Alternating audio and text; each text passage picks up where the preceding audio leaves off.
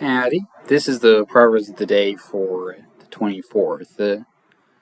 And last time I did something like this, it was because I couldn't figure out how to get a single verse from the passage, which was for Proverbs chapter 5.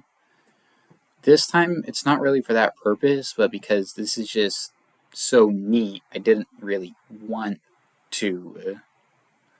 It's too long, but I think I think it's really neat. So we're starting in Proverbs chapter 24 and in verse 15. Do not lie in wait, O wicked man, against the dwelling of the righteous. Do not plunder his resting place. For a righteous man may fall 7 times and rise again, but the wicked shall fall by calamity. Do not rejoice when your enemy falls, and do not be glad when he stumbles, lest the Lord see it, and it displease him, and he turn away his wrath from him. And so,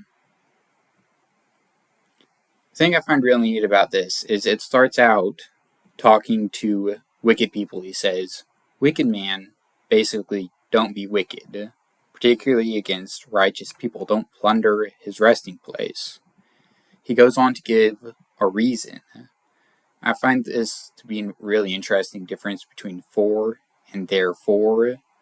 Whenever there's a therefore, what comes before is the reason for what comes after. But when there's for, it's what came before is because of this. And so he's saying, don't do that because a righteous man may fall 7 times and rise again. So even if you push him down 7 times, which is, it's not literally 7 times, but 7 is completeness as God sees it.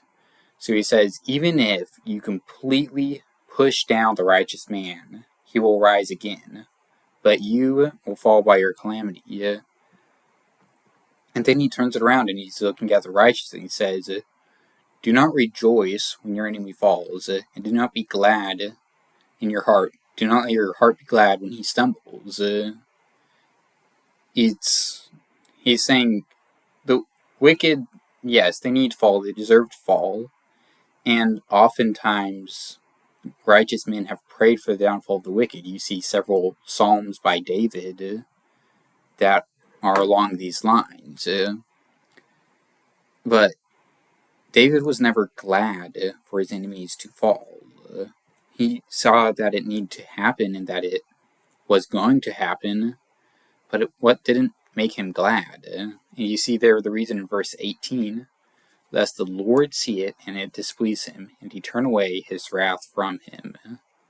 It carries the idea that rejoicing in the downfall of your enemies really just makes you as bad or even worse than them.